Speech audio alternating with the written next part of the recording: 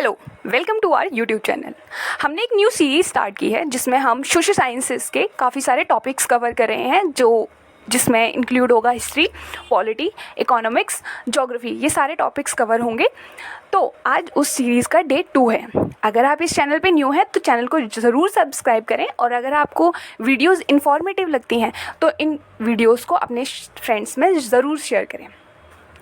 हमने कल ज्योग्राफी का एक टॉपिक किया था that is related to river system, जिसमें हमने गंगा की लेफ्ट बैंक ट्रिब्यूटरीज़ के बारे में देखा था। आप उस वीडियो को भी देख सकते हैं। इसके अलावा ये मेरे हैंड रिटन नोट्स हैं, आप इनको देखकर अपने पर्सनल नोट्स भी बना सकते हैं और इनको याद कर सकते हैं। ये टॉपिक्स जो हैं वो बहुत रेलिवेंट है कि हर एग्ज़ाम में आते हैं, चाहे आप प्रिपेयर कर रहे हो DSSB, TGT SST या चंडीगढ़ TGT SST या CTET सोशल साइंस पेपर, या कोई भी ऐसा एग्ज़ाम जिसमें GS आती है। हालांकि हर एग्ज़ाम्स में GS आती है और ये क्वेश्चंस पूछे जाते हैं। आज हम करेंगे पॉलिटी का एक टॉपिक जो है शेड्यूल से रिलेटेड, यानी कि अनुसूची। ठीक है, काफ़ी बार एग्ज़ाम्स में क्वेश्चन देखा होगा कि ये पर्टिकुलर चीज़ किस शेड्यूल में दी गई है, जैसे कि राज्यसभा की सीट डिस्ट्रीब्यूशन किस शेड्यूल में दी गई है, या फिर स्टेट और यूटीज़ के बारे में किस शेड्यूल में दिया गया है। तो आज हम इस टॉपिक को कवर करेंगे और हम कोशिश करेंगे कि हम इसको याद कर लें, और कुछ जो मैंने निमोनिक्स या फिर ट्रिक कह लीजिए लगाए हैं वो मैं आपके साथ शेयर करूँगी, एंड आई होप कि ये आपके लिए हेल्पफुल रहेगी। तो चलिए शुरू करते हैं। सबसे पहली चीज़, हमारा जो कॉन्स्टिट्यूशन है वो लागू कब हुआ था, तो दैट इज़ 26 जनवरी 1950। हालांकि हमारा कॉन्स्टिट्यूशन जो है वो नवंबर 1949 में बनकर तैयार हो गया था, लेकिन ये लागू हुआ था 26 जनवरी 1950 को। तो अगर क्वेश्चन आता है कि जब हमारा कॉन्स्टिट्यूशन लागू हुआ था तब कितने शेड्यूल्स थे, तो आप मार्क करेंगे 8। या क्वेश्चन ऐसे भी आ सकता है कि बताइए कि जब ओरिजिनली हमारे कॉन्स्टिट्यूशन में कितने शेड्यूल्स थे, तो भी आपको मार्क करना है 8। अभी हमारे कॉन्स्टिट्यूशन में कितने शेड्यूल्स हैं, तो अभी ये 9 हो चुके हैं। अब हम एक एक करके कॉन्स्टिट्यूशन के शेड्यूल्स के बारे में बात करेंगे। पहला कौन शेड्यूल है वो है रिलेटेड स्टेट से और यूटीज़ से। आपको पता है हमारे इंडिया में कितने स्टेट और यूटीज़ हैं? यस 28 स्टेट्स हैं और 8 यूटीज़ हैं। तो पहला शेड्यूल जो है वो स्टेट और यूटी से रिलेटेड बात करता है। सेकंड शेड्यूल जो है वो अलाउंसेस, सैलरी और पेंशन की बात करता है। किसकी? प्रेसिडेंट, स्पीकर और सुप्रीम कोर्ट के जजेस, इन सब की पेंशन क्या होगी, सैलरी क्या होगी और कितना इनका अलाउंस होगा, इससे रिलेटेड है शेड्यूल नंबर 2। तो अगर आपका क्वेश्चन आता है कि कौन से शेड्यूल में अलाउंसेस ऑफ प्रेसिडेंट मेंशन है, तो आप क्या मार्क करेंगे? Yes right, you will mark schedule 2। Now schedule number 3, it is related to oath. आपने सुना होगा कि राष्ट्रपति जो हैं वो ओथ दिलाते हैं प्राइम मिनिस्टर को और बाकी मिनिस्टर्स को, सुना है? तो अगर आपसे पूछा जाए कि कौन से शेड्यूल में ओथ के बारे में मेंशन है, तो आप मार्क करेंगे schedule number 3। Now schedule number 4, that is related to Rajya Sabha में सीट्स का डिस्ट्रीब्यूशन। हर स्टेट को उसकी पॉपुलेशन के प्रोपोर्शन में सीट्स मिलती हैं, तो इसके बारे में मेंशन है शेड्यूल नंबर 4 में। जैसे जिस स्टेट में पॉपुलेशन ज़्यादा है, फॉर एग्जांपल यूपी, उसके ज़्यादा रिप्रेजेंटेटिव्स जो हैं वो राज्यसभा में आएंगे। Now comes the schedule 5। Schedule 5 is related to administration of scheduled areas and scheduled tribe areas.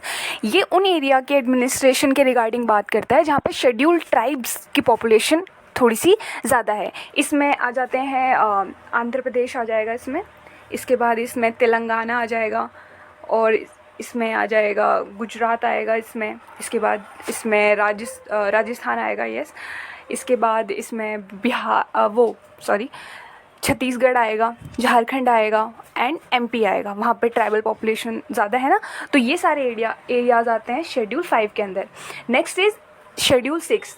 Schedule 6 भी जो है वो शेड्यूल एरिया के एडमिनिस्ट्रेशन के रिगार्डिंग बात करता है, लेकिन ये इन पर्टिकुलर 4 स्टेट्स की बात करता है, that is Assam, Meghalaya, Tripura and Mizoram. और ये चारों स्टेट जो हैं वो शेड्यूल 5 की लिस्ट में नहीं है, ये शेड्यूल 6 की लिस्ट में है। तो अगर आपसे क्वेश्चन पूछा जाता है कि असम, मेघालय, त्रिपुरा, मिजोरम ये जो स्टेट हैं वो किस शेड्यूल के अंदर आते हैं इनका एडमिनिस्ट्रेशन, तो you will mark schedule 6।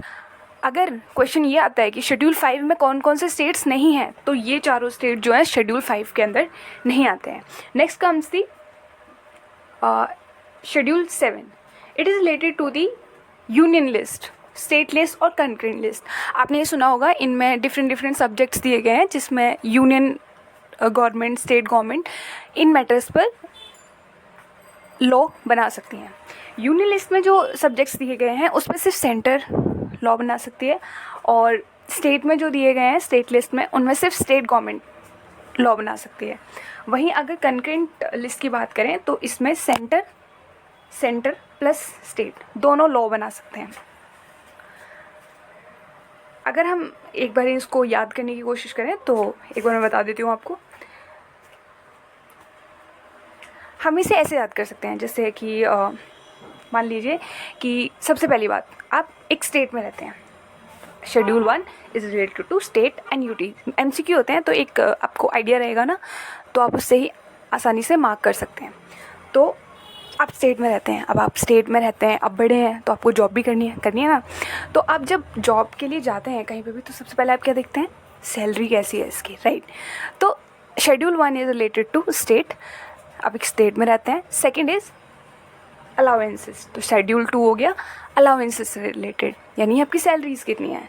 Schedule 3, मान लीजिए आपको सैलरी पसंद आ गई, उसके बाद आप ज्वाइनिंग करेंगे ना, तो मान लीजिए कि आपकी जो ज्वाइनिंग हो रही है ना उसमें आपको ओथ दिलाई जा रही है, उसके बाद आपकी ज्वाइनिंग हो रही है। तो schedule 3 is related to oath. एक बार दोबारा करते हैं। शेड्यूल 1 यानी कि आप एक स्टेट में रहते हैं। शेड्यूल 2 यानी आप सैलरीज देख रहे हैं जॉब करते वक्त। शेड्यूल 3 इज़ रिलेटेड टू आपको ज्वाइनिंग से पहले एक ओथ कराई जा रही है। इसके बाद चलो आपकी ज्वाइनिंग हो गई, उसके बाद आपको एक सीट मिली है, आप जॉब करेंगे कहीं पे सीट तो मिलेगी। मान लीजिए आपको राज्यसभा में सीट मिली है, so schedule 4 is related to Rajya Sabha seats. अब राज्यसभा में सीट मिली है आपको, ठीक है। अब आपको शेड्यूल एरिया, ये यहाँ पर ए है, ठीक है, शेड्यूल एरिया और शेड्यूल ट्राइब के एरिया के एडमिनिस्ट्रेशन के रिगार्डिंग आपको सोचना है। तो आपने सोचा, that is related to schedule 5। आपने इन सब के बारे में सोचा, लेकिन नॉर्थ ईस्ट स्टेट रह गए आपसे, तो आपने उनके लिए अलग से शेड्यूल 6 बनाया, that is related to Assam, Meghalaya, Tripura, Mizoram.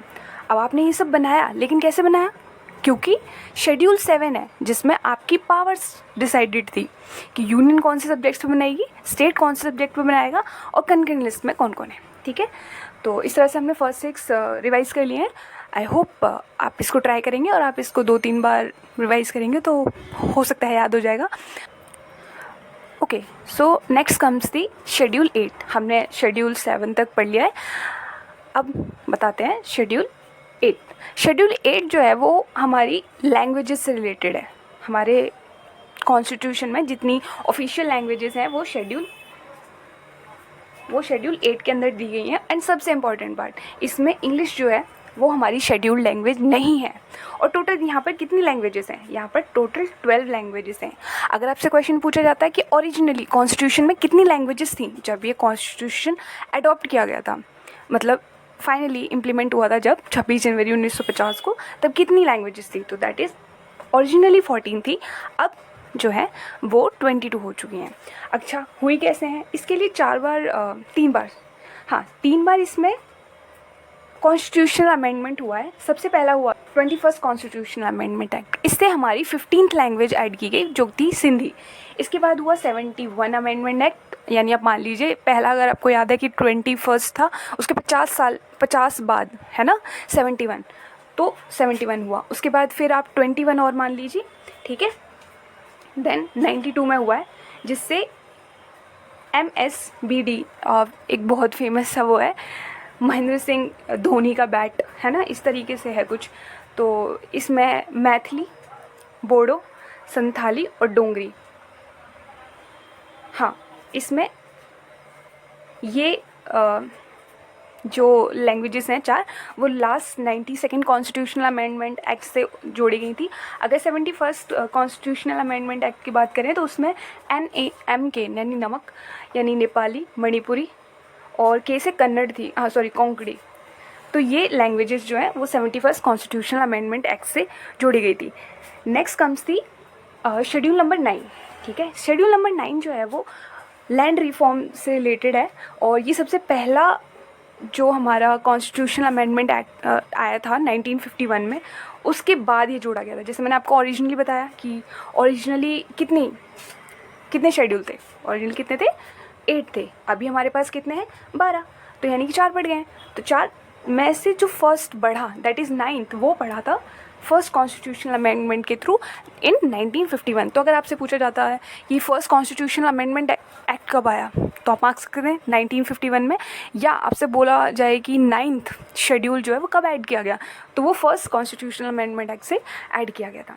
Next is anti defection. आपने सुना होगा दल बदल, जैसे पार्टी इलेक्शन में नहीं जीत पाती है अगर कोई पर्टिकुलर पार्टी, बट उसका जो पर्टिकुलर कैंडिडेट है, यानी MLA बोल लो या फिर आप MP बोल लो, तो वो चाहते हैं कि वो जो मेजॉरिटी जिस गवर्नमेंट की बनी है, ठीक है, उसको वो ज्वाइन कर लें। तो ये उससे रिलेटेड है कि एक बार जीतने के बाद कोई अपनी पार्टी स्विच ना कर सके, है ना।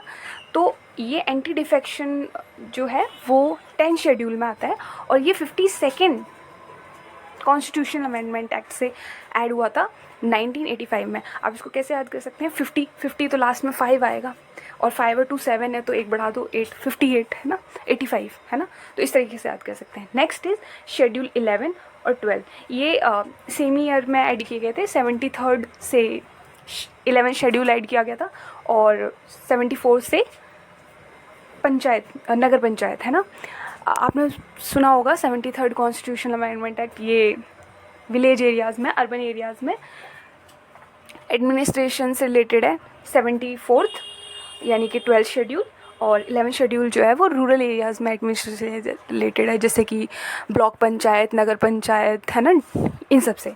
तो this is how it all ends. अगर एक बार हम फिर से रिवाइज़ करें 8 to 12, तो आप ऐसा सोच लीजिए कि जैसे कि हमने कहाँ पे एंड किया था,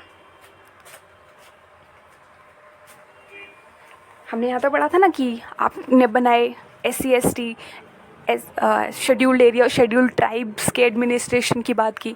तो वो आपने कैसे की, क्योंकि आपके पास क्या थी, आपके पास पावर्स थी, है ना। आपके पास पावर्स थी कि ये वाले सब्जेक्ट्स पर स्टेट लॉ बना सकती है, इस पर यूनियन बना सकती है, इस पर कंकरेंट।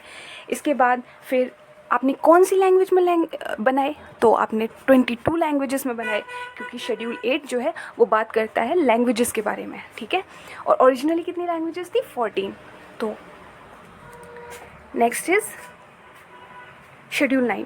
अब आपने बनाए तो हैं, पर किस रिगार्डिंग बनाए हैं, जो भी आपने उनके लिए लॉज बनाए, तो आपने बनाए हैं लैंड रिफॉर्म। अब आपने सोचा लैंड रिफॉर्म के रिगार्डिंग तो बना लिए, लेकिन ये लोग अपनी पार्टियाँ स्विच ना करें, इसके रिगार्डिंग भी बनाए, तो आपने उसके रिगार्डिंग भी बनाए। अब वो पार्टी स्विच कहाँ कर रहे थे, नगर पंचायत और